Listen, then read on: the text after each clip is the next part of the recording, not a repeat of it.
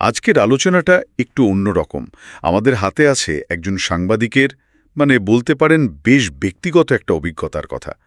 তিনি সম্প্রতি একটা বেশ প্রকাশ্য হুমকি পেয়েছেন। হুমকিটা এসছে আবদুল্লাহিল আমান আজমির কাছ থেকে। উনি বাংলাদেশ সেনাবাহিনীর একজন সাবেক কর্মকর্তা আর প্রয়াত গোলাম আজমের ছেলে। গোলাম আজম ১৯৭১ সালে জামায়াত ইসলামীর নেতা হিসেবে তার ভূমিকা তো পরিচিত। তো আমাদের কাছে মূল সোর্স হল সাংবাদিকের নিজের লেখা।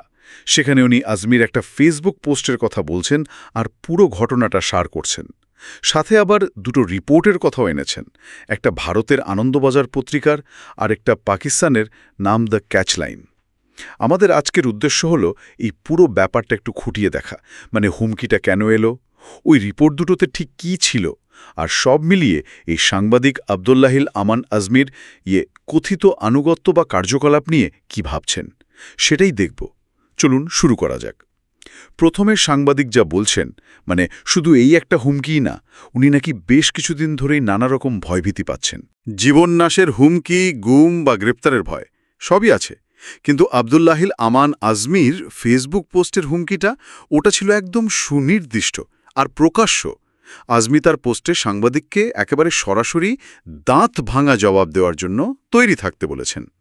এটা তো বেশ সরাসরি আক্রমণাত্মক ভাষা, তাই না? খুবই সরাসরি। সাংবাদিক তার বর্ণনায় একটা আশঙ্কার কথাও বলছেন যে এই জবাব হয়তো তাকে খুন করা হতে পারে বা কোনো গণরোষের শিকার বানানো বা অন্য কোনো বিপদ। বিশেষ করে যখন হুমকিদাতা নিজেই বলছেন উৎসের ভাষায় বর্তমান সময়টা তাদের জন্য খুবই উর্বর। এই উর্বর সময় কথাটা কিন্তু বেশ ভাবায়, তাই না? অবশ্যই এখানে দুটো ব্যাপার আছে। প্রথমত, দাঁত ভাঙা জবাবের মতো হুমকি, বিশেষ করে যখন এটা কোনো রাজনৈতিক বা আদর্শগত মতপার্থক্যের জেরে আসে, তখন হালকাভাবে নেওয়া যায় না। আর দ্বিতীয়ত, এই যে উর্বর সময়ের কথা বলা হচ্ছে, এটা কিন্তু পরিস্থিতিকে আরও একটু ঘোলাটে করে। এটা কি কোনো বৃহত্তর রাজনৈতিক ইঙ্গিত? হুমকিদাতারা কি নিজেদের এখন বেশি শক্তিশালী ভাবছেন? সাংবাদিকের জীবননাশের আশঙ্কার পেছনে এই দিকটাও তো কাজ করতে পারে। ঠিক। আর আজমির ফেসবুক পোস্টের ভাষা, সেটাও সাংবাদিক উল্লেখ করেছেন। যেমন আজমি আনন্দবাজার পত্রিকাকে বলছেন নির্লজ্জ মিথ্যাচার করেছে। আর যিনি এই অভিজ্ঞতার কথা লিখছেন, আমাদের উৎসের সাংবাদিক, তাকে তো ব্যক্তিগত আক্রমণও কম করেননি। বলেছেন এর টাকা খাওয়া সাংবাদিক নামের কুলাঙ্গার, দেশ শত্রু, ভারতের গোলাম, এরকম আর কি। এখানে বলতে সম্ভবত ভারতের গোয়েন্দা সংস্থা রিসার্চ অ্যান্ড অ্যানালাইসিস উইংয়ের কথা বলা হচ্ছে। আর শেষে আবার সেই হুমকি, দাঁত ভাঙা জবাব দেওয়ার ব্যবস্থা হচ্ছে। এগুলো তো শুধু হুমকি না, এগুলো এক ধরনের লেবেল লাগিয়ে দেওয়ার চেষ্টা। হ্যাঁ, একদম। এই লেবেলিংটা খুব গুরুত্বপূর্ণ। ভারতের গোলাম, দেশশত্রু, এগুলো তো খুবই মারাত্মক রাজনৈতিক অভিযোগ, বিশেষ করে বাংলাদেশের মতো দেশের। সংবেদনশীল ভূরাজনৈতিক পরিস্থিতিতে এই ধরনের শব্দ ব্যবহার করে আসলে ব্যক্তিকে একরকম অন্য বা শত্রু হিসেবে দাগিয়ে দেওয়া হয়। এটা শুধু তার সম্মানহানি করে তাই নয়, অনেক সময় তার নিরাপত্তা ঝুঁকিও মারাত্মকভাবে বাড়িয়ে দেয়, কারণ এই লেবেলগুলো অন্যদেরও তার বিরুদ্ধে উস্কে দিতে পারে। আচ্ছা, এখন প্রশ্ন হল, আজমি হঠাৎ এতটা রেগে গেলেন কেন? সাংবাদিক তার লেখায় দুটো ঘটনার কথা বলছেন যার প্রতিক্রিয়ায় এই হুমকিটা এসেছে। প্রথমটা হল 15ই আগস্টের ঘটনা। সেদিন তিনি আনন্দবাজার পত্রিকার একটা রিপোর্টের ভিত্তিতে একটা কন্টেন্ট বা আলোচনা তৈরি করেছিলেন। আনন্দবাজারের ওই রিপোর্টের হেডলাইনটাও ছিল বেশ, যাকে বলে, উত্তেজক। ভারতে হামলার পরিকল্পনা আবদুল্লাহিল আমান আজমি, শেষে একটা প্রশ্নবোধক চিহ্ন সহ। ও আচ্ছা, প্রশ্নবোধক চিহ্ন ছিল। হ্যাঁ, কিন্তু রিপোর্টের ভেতরের অভিযোগগুলো ছিল খুবই সিরিয়াস। বলা হচ্ছিল আজমিরের নেতৃত্বে নাকি ভারতে একটা গোলমাল পাকানোর চেষ্টা চলছে। উনি নাকি ইসলামিক রেভলিউশনারি আর্মি বলে কিছু একটা বানাচ্ছেন। আনসার আল ইসলামের জঙ্গিদের দিয়ে আত্মঘাতী স্কোয়াড তৈরির কথাও বলা হয়েছে। আর এইসবে নাকি তাকে সাহায্য করছে পাকিস্তানের আইএসআইয়ের একজন এজেন্ট, যিনি আবার নিজেও বাংলাদেশ সেনাবাহিনীর একজন অবসরপ্রাপ্ত কর্মকর্তা। সর্বনাশ! এ তো সাংঘাতিক অভিযোগ। এখানেই শেষ না। রিপোর্টের দাবি অনুযায়ী আজমিরের লক্ষ্য নাকি শুধু ভারত না, বাংলাদেশ সেনাবাহিনী আর ডিজিএফআইকেও ধ্বংস করা তার প্ল্যানের মধ্যে আছে। খুবই গুরুতর অভিযোগ। তবে সাংবাদিক কিন্তু তার নিজের কন্টেন্টে আনন্দবাজারের এই রিপোর্টের সত্যতা নিয়ে সরাসরি প্রশ্ন তুলেছিলেন। তিনি বলেছিলেন, খবরটা সত্যি হোক বা মিথ্যে, দুটোই বিপজ্জনক।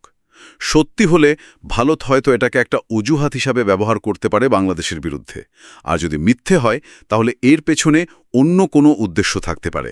তিনি জোর দিয়েছিলেন যে আগের রিপোর্টের সত্যতা যাচাই করা দরকার। মানে রিপোর্টটা নিয়ে আলোচনা করলেও এর সত্যতা নিয়ে উনি নিজের সন্দেহটা ঠিকই প্রকাশ করেছিলেন। এটা একটা ইন্টারেস্টিং পয়েন্ট। সাংবাদিক নিজের রিপোর্টের সত্যতা নিয়ে প্রশ্ন তোলার পরেও আজিমির প্রতিক্রিয়া এত তীব্র কেন হলো? কয়েকটা কারণ হতে পারে অবশ্য।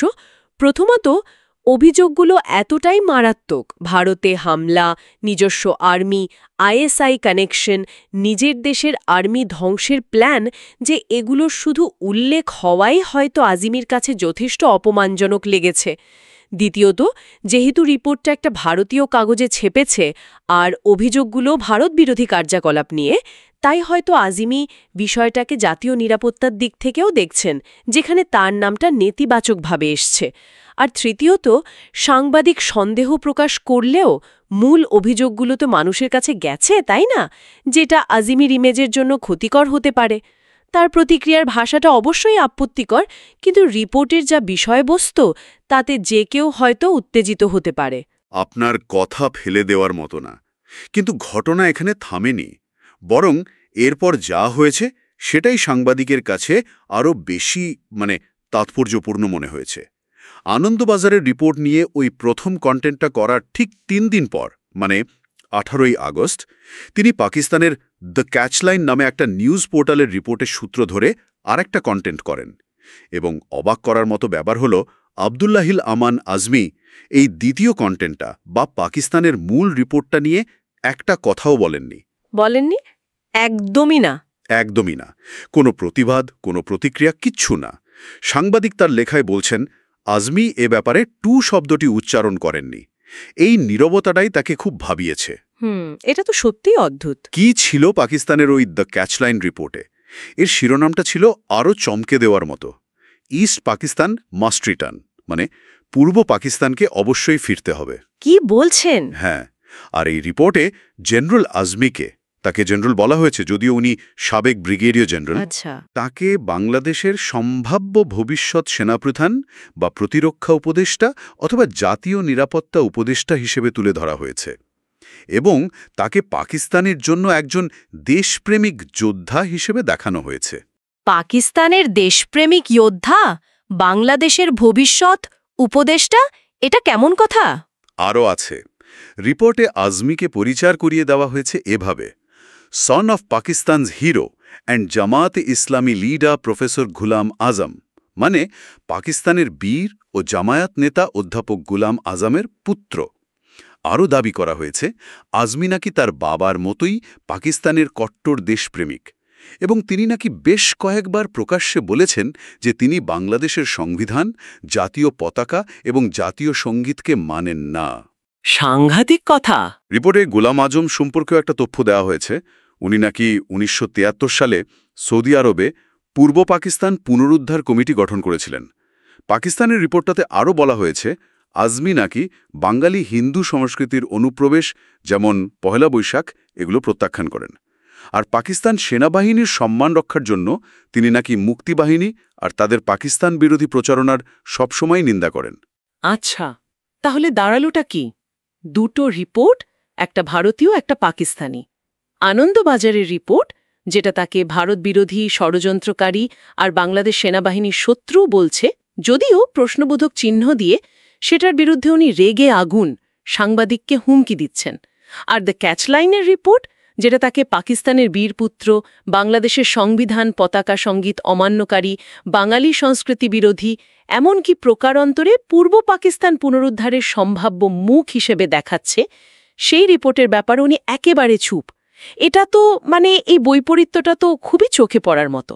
ঠিক তাই। সাংবাদিক তার লেখায় এই ব্যাপারটার উপর খুব জোর দিয়েছেন। তার বিশ্লেষণ অনুযায়ী এই নীরবতার একটাই মানে হতে পারে, আজমি পাকিস্তানের রিপোর্টে যা লেখা হয়েছে তাতে উনি খুশি, বা অন্তত অখুশি নন। রিপোর্টে তাকে যেভাবে পাকিস্তানের প্রতি অনুগত আর বাংলাদেশের মূল চেতনার প্রতি বিরূপ দেখানো হয়েছে সেটা তার কাছে গ্রহণযোগ্য মনে হয়েছে। গোলাম আযমের উত্তরাধিকারের কথা, বাঙালি সংস্কৃতির বিরোধিতা, মুক্তিযোদ্ধাদের সম্পর্কে নেতিবাচক ধারণা, এই বিষয়গুলো যেগুলো রিপোর্টের অংশ, সেগুলোতে তার নীরবতাই হয়তো তার সমর্থন বোঝাচ্ছে। সাংবাদিক অন্তত এমনটাই মনে করছেন। সেটাই তো স্বাভাবিক মনে হচ্ছে এই পরিস্থিতিতে। একটা রিপোর্টের বিরুদ্ধে এত তীব্র প্রতিক্রিয়া আর অন্যটায় এই সম্পূর্ণ নীরবতা, এটা তো সাংবাদিকের চোখে আজমির আসল রাজনৈতিক অবস্থান বা তার আনুগত্যেরকেই স্পষ্ট করে দিচ্ছে, তাই না? একদম। সাংবাদিক তার লেখায় এই বিষয়টাই বারবার তুলে ধরেছেন। তিনি মনে করছেন আজমিরের এই দুই ধরনের প্রতিক্রিয়া আসলে তার পাকিস্তানপন্থী মনোভাব আর বাংলাদেশ বিরোধী চিন্তাধারারই একটা প্রমাণ। তিনি এটাকে ১৯৭১ সালের সেই পুরনো প্রচারণার সাথেই মেলাচ্ছেন, যখন মুক্তিযুদ্ধকে ছোট করার জন্য বাঙালিদের হিন্দু আর যুদ্ধটাকে হিন্দুস্থানের ষড়যন্ত্র বলা হতো। তার মতে আজমিরের আচরণ সেই একই ধারারই প্রতিফলন। সাংবাদিক আরও জানিয়েছেন, প্রথম ফেসবুক পোস্টটার পর আজমির নাকি আরও দুটো স্ট্যাটাস দিয়েছিলেন। তার একটায় সাংবাদিককে উদ্দেশ্য করে বলা হয়েছে, এই দালালের বিরুদ্ধে আজ বিবৃতি যাচ্ছে, দেশবিরোধী এসব জঞ্জাল দেশ থেকে জঞ্জাল দূর করে দেশকে বাঁচাতে হবে। আবার সেই একই রকম ভাষা, দালাল, জঞ্জাল। হ্যাঁ, ব্যক্তিকে একেবারে বস্তু বা আবর্জনা স্তরে নামিয়ে আনা। এটা তো চরম অবমাননাকর বটেই, বিপজ্জনকও। অবশ্যই।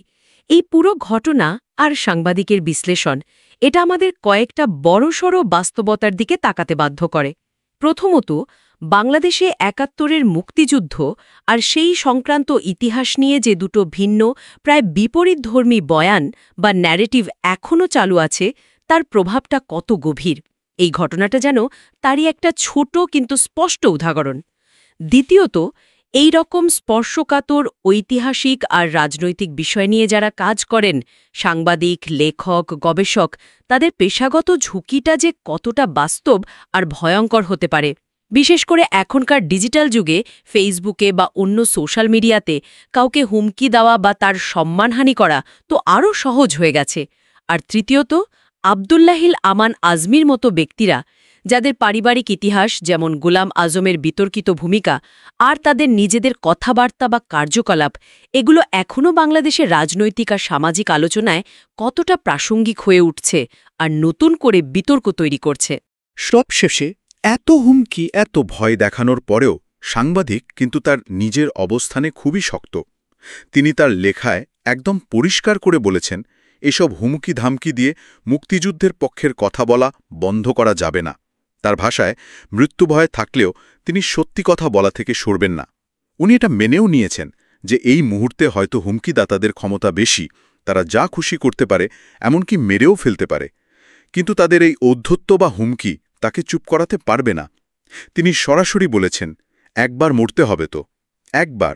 আপনি না মারলেও তো অন্য যে কোনোভাবে মৃত্যু আসতেই পারে, তার জন্য আমরা সবসময় প্রস্তুত যে কোনো মৃত্যুকে গ্রহণ করার জন্য। তাই বলে মুক্তিযুদ্ধের পক্ষের কথা কোনো অবস্থাতেই বন্ধ করতে পারবেন না, কোনো অবস্থাতেই না। এটা নিঃসন্দেহে একটা খুবই সাহসী কথা। এই দৃঢ়তা অবশ্যই প্রশংসার যোগ্য। তবে একই সাথে এটা সাংবাদিকদের নিরাপত্তা নিয়ে যে প্রশ্নটা, সেটাকে আরও জোরালো করে তোলে। যখন একজন সাংবাদিককে এমন প্রকাশ্য হুমকির মুখে দাঁড়িয়ে বলতে হয় যে তিনি মৃত্যুর জন্য তৈরি, তখন বুঝতেই হয় পরিস্থিতিটা কতটা খারাপ। এটা শুধু একজন ব্যক্তির নিরাপত্তার বিষয় নয়, এটা আসলে সংবাদপত্রের স্বাধীনতা আর মুক্তভাবে কথা বলার অধিকারের প্রশ্নও বটে। তাহলে আজকের আলোচনার একটা সারসংক্ষেপ যদি টানি, একজন সাংবাদিক তার কাজের জন্য আবদুল্লাহিল আমান আজমির কাছ থেকে সরাসরি দাঁত ভাঙা জবাবের হুমকি পেয়েছেন। এর পেছনে আছে দুটো রিপোর্ট। ভারতের আনন্দবাজার পত্রিকার একটা রিপোর্ট, যেখানে আজমির বিরুদ্ধে ভারতে হামলা আর বাংলাদেশ সেনাবাহিনী ধ্বংসের পরিকল্পনার কথা বলা হয়েছে, যদিও প্রশ্নবোধক চিহ্ন সহ। আর অন্যটা পাকিস্তানের দ্য ক্যাচলাইন পত্রিকার রিপোর্ট, যেখানে তাকে পাকিস্তানের বীরপুত্র, বাংলাদেশ বিরোধী এবং পূর্ব পাকিস্তান পুনরুদ্ধারের সম্ভাব্য নেতা হিসাবেই দেখানো হয়েছে। আসল ব্যাপারটা হলো, আজমি ভারতীয় রিপোর্টের বিরুদ্ধে মারাত্মক প্রতিক্রিয়া দেখিয়েছেন, সাংবাদিককে হুমকি দিয়েছেন, কিন্তু পাকিস্তানি রিপোর্টটার ব্যাপারে একদম চুপ থেকেছেন। এই যে বিপরীত প্রতিক্রিয়া, এটার ভিত্তিতেই উৎসের সাংবাদিক আজমির রাজনৈতিক আনুগত্য নিয়ে তার নিজের সিদ্ধান্তে পৌঁছেছেন এবং সব রকম হুমকির মুখেও উনি তার মুক্তিযুদ্ধের সপক্ষের অবস্থানে দৃঢ় থাকার কথা ঘোষণা করেছেন। গভীর প্রশ্ন কিন্তু উঠে আসছে, যেটা হয়তো আমাদের সবাইকে আরও ভাবাবে। সেটা হলো, স্বাধীনতার এত বছর পরেও, মানে প্রায় অর্ধ শতাব্দী পার হয়ে গেছে, এখনও ৭১ সালের মুক্তিযুদ্ধ, তার আগের ও পরের ইতিহাস, আর কিছু নির্দিষ্ট ব্যক্তি বা পরিবারের রাজনৈতিক উত্তরাধিকার, যেমন এক্ষেত্রে গোলাম আজমের ভূমিকা, এগুলো বর্তমান বাংলাদেশের রাজনৈতিক আলোচনা, সামাজিক বিভেদ, এমনকি ব্যক্তিগত সংঘাতকেও কতটা তীব্রভাবে প্রভাবিত করে চলেছে। বিশেষ করে যখন দেশপ্রেম, আনুগত্য, রাষ্ট্রবিরোধিতা, এই খুব আবেগপ্রবণ আর প্রায়শই ইচ্ছে করে বিতর্কিত করে তোলা ধারণাগুলো সামনে আসে। একজন ব্যক্তির একটা সামান্য প্রতিক্রিয়া বা ধরুন তার নীরবতাও এই বড় ঐতিহাসিক ও রাজনৈতিক প্রেক্ষাপটে কতটা গুরুত্বপূর্ণ হয়ে উঠতে পারে, আর সেটা জাতীয় পরিচয়ের বিতর্ককে কিভাবে নতুন করে উস্কে দিতে পারে, এটা আসলে একটা খুব গুরুত্বপূর্ণ আর জটিল প্রশ্ন। আসসালামু আলাইকুম প্রিয় দর্শক, আগেই জানিয়েছি যে ক্রমাগতভাবে নানান ধরনের হুমকি পাচ্ছে, জীবন নাশের থেকে শুরু করে গুম করে ফেলা কিংবা অ্যারেস্ট করানোর হুমকি। এবার যুদ্ধাপরাধী প্রয়াত গোলাম আজমের পুত্র সাবেক সেনা কর্মকর্তা আবদুল্লাহিল আমান আজমি প্রকাশ্যে থ্রেট দিয়েছেন আমাকে। তিনি তার ফেসবুকে স্ট্যাটাস দিয়ে রীতিমতো আমাকে জানান দেওয়ার চেষ্টা করেছেন আমি যেন তার দাঁত ভাঙা জবাবের জন্য প্রস্তুত থাকি। এই দাঁত ভাঙা জবাবটা আসলে কি আমি ঠিক জানি না। হতে পারে আমাকে হত্যা করবে, হতে পারে মব ভায়োলেন্সের মধ্যে ফেলবে, অথবা অন্য যে কোনো প্রকারের বিপদে ফেলতে পারেন। এবং এখন এই সময়টি তাদের জন্য খুবই উর্বর। এবং প্রথমেই বললাম যে ক্রমাগতভাবে নানান ধরনের হুমকি পাচ্ছি, তার কিছুটা আপনাদেরকে জানিয়েছি এর আগে, সবটা নিশ্চয়ই জানানো সম্ভব হয়নি। এই আবদুল্লাহিল আমান আজমি যে এখনও বাংলাদেশকে স্বীকার করেন না, এখনও তিনি পাকিস্তানের হয়ে ষড়যন্ত্র করছেন, তা তিনি নিজেই প্রমাণ করেছেন আমার বিরুদ্ধে যে ফেসবুক স্ট্যাটাসটি দিয়েছেন তার মাধ্যমে। সেটি কিভাবে আসছি, আমি সেটি যুক্তি দিয়েই খুব সহজভাবে বুঝিয়ে দেব। তার আগে একটু বলে নিই যে তিনি তার ফেসবুক পোস্টে কি লিখেছেন, অংশবিশেষ বলছি। তিনি লিখছেন, ভারতের আনন্দবাজার পত্রিকা আমাকে নিয়ে, অর্থাৎ তাকে নিয়ে নির্লজ্জভাবে মিথ্যাচার করেছে, আর রয়ের, মানে ভারতের গোয়েন্দা সংস্থা রয়ের টাকা খাওয়া সাংবাদিক নামের কুলাঙ্গার মঞ্জুরুল আলম পান্না সত্য কিনা জানি না বলে রং মিশিয়ে তা প্রচার করেছে। ধিক এসব দেশ শত্রুদের। ভারতের গোলামদের কমান্ডার পলাতক প্রাক্তন প্রধানমন্ত্রীগণদের করুণ পরিণতি দেখেও এই কুলাঙ্গারদের শিক্ষা হয় না, ওদের দাঁত ভাঙা জবাব দেওয়ার ব্যবস্থা হচ্ছে। করেন, আপনাদের ক্ষমতা আছে, আপনারা দাঁত ভাঙা জবাব দিবেন, দিন, সমস্যা নেই। আচ্ছা, এবার একটু বিষয়টা খুলে বলি, আসলে কি, কেন তিনি এতটা প্রতিশোধ পরায়ণ হলেন, কেন প্রকাশ্যে থ্রেট দিচ্ছেন তিনি। গত 15 আগস্টে এই মানচিত্র চ্যানেলে ভারতের যে আনন্দবাজার পত্রিকার রিপোর্টের কথা তিনি উল্লেখ করেছেন, সেই রিপোর্টের রেফারেন্সে আমি একটি কন্টেন্ট তৈরি করেছিলাম। আবার 18 আগস্ট, 3 দিন পরে, তাকে কেন্দ্র করে পাকিস্তানের অন্যতম একটি গণমাধ্যম দ্য ক্যাচ লাইন, সেখানে প্রকাশিত একটি প্রতিবেদনকে কেন্দ্র করেও আমি আরেকটি কন্টেন্ট তৈরি করেছিলাম আজমি সাহেবকে নিয়ে। কিন্তু জেনারেল আবদুল্লাহিল আমান আজমি সেই কন্টেন্ট নিয়ে কোনো কথা বলেননি, একটু শব্দটি উচ্চারণ করেননি, শুধু আনন্দবাজারটা নিয়ে আমাকে হুমকি দিয়েছেন। এটাও একটু ব্যাখ্যা করা দরকার। আচ্ছা, আনন্দবাজারের রেফারেন্সে কন্টেন্টটির, আমি যে কন্টেন্টটি করেছিলাম তার শিরোনাম ছিল ভারতে হামলার পরিকল্পনা আবদুল্লাহিল আমান আজমির, প্রশ্নবোধক চিহ্ন দিয়ে করেছিলাম শিরোনামটি। এবং ভারতকে অস্থিতিশীল করতে গোলাম আজম পুত্র আবদুল্লাহ হিল আজমির নেতৃত্বে একটি দল কাজ করছে ভারতের। ওই পত্রিকার মূল বিষয়বস্তু ছিল, মানে এই প্রতিবেদনের মূল বিষয়বস্তু ছিল এটি। তো এই ধরনের সংবাদের সত্যতা আছে কি না আমি এই প্রশ্নও তুলেছিলাম, এবং সত্যতা থাকুক আর না থাকুক দুটোই যে আমাদের জন্য বিপজ্জনক সেটিও আমি বলেছিলাম। অর্থাৎ সত্য যদি হয় ভারত বাংলাদেশের বিরুদ্ধে এই অজুহাতে কিছু করতে পারে, আবার না হলেও এই রিপোর্টকে কেন্দ্র করে, মানে এই রিপোর্টের পেছনে যে অন্য কোনো উদ্দেশ্য থাকতে পারে সে প্রশ্নটিও তুলেছিলাম। আর সত্য হলে তো নিশ্চয়ই ভারতের প্রতিক্রিয়া দেখানোর অবশ্যই সুযোগ থেকে যায়। তো আনন্দবাজারের সেই রিপোর্টে কি বলা হয়েছিল সেটাও একটু আপনাদের সামনে বলি ছোট করে। সেখানে বলা হচ্ছে ভারতে হামলার তৎপরতা চলছে। অবসরপ্রাপ্ত ব্রিগেডিয়ার জেনারেল আবদুল্লাহ হিল আমান আজমির নেতৃত্বে সেনাবাহিনীকে কার্যত নিষ্ক্রিয় করে তিনি ইসলামিক রেভলিউশনারি আর্মি গঠনের চেষ্টা করছেন। যদি তাই হয়ে থাকে, আবারও বলি, বাংলাদেশের জন্য ভয়ঙ্কর ভয়ঙ্কর বিপজ্জনক তথ্য এটি। এছাড়া আনসার আল ইসলামের জঙ্গিদের দিয়ে ভারতে হামলা চালানোর জন্য আত্মঘাতী বাহিনী তৈরি করা হচ্ছে। এতে পাকিস্তানের গোয়েন্দা সংস্থা ISI একজন এজেন্ট, যিনি বাংলাদেশ সেনাবাহিনীর একজন অবসরপ্রাপ্ত কর্মকর্তা, তাকে আজমির সহকারী প্রধান হিসেবে নিয়োগ দিয়েছেন। এবং আজমির মূলত 3টি লক্ষ্য নিয়ে কাজ করছে। তার অন্যতম একটি হচ্ছে বাংলাদেশ সেনাবাহিনী এবং DGFI-কে ধ্বংস করে ইসলামিক রিভলিউশনারি আর্মি গঠন করা। তো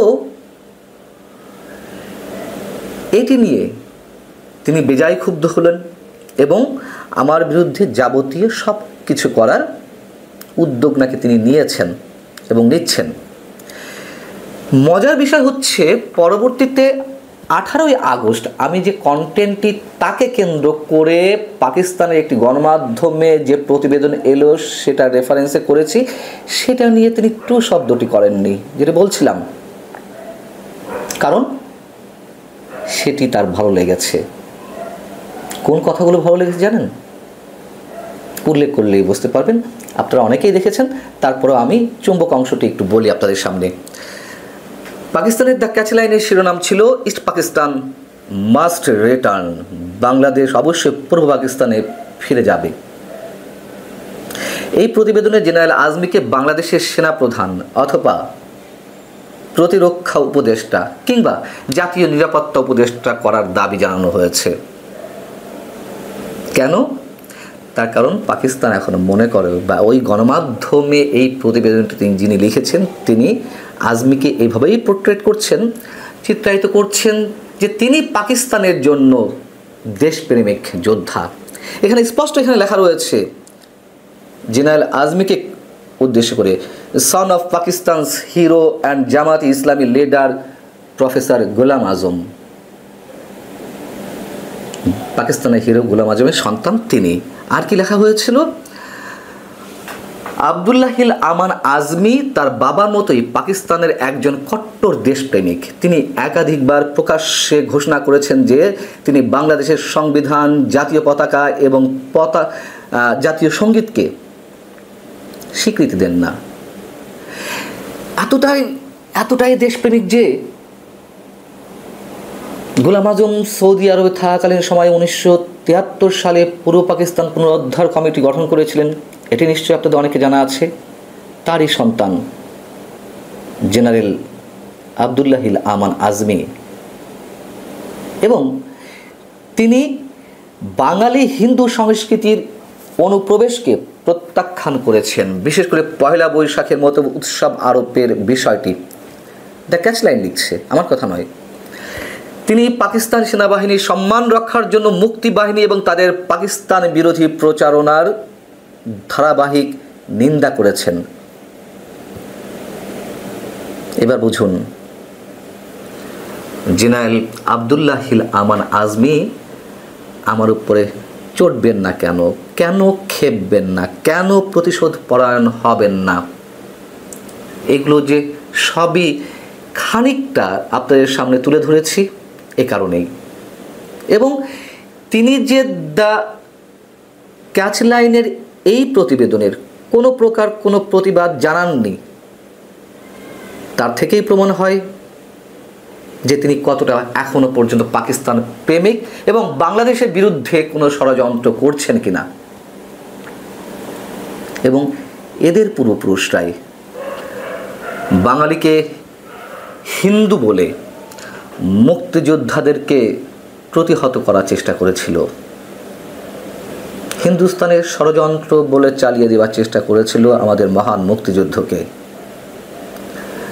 এখনো নতুন নতুন করে সব অপতথ্য ছড়ানো হচ্ছে যে 2000 কেবলমাত্র শহীদের সংখ্যা মুক্তিযুদ্ধে।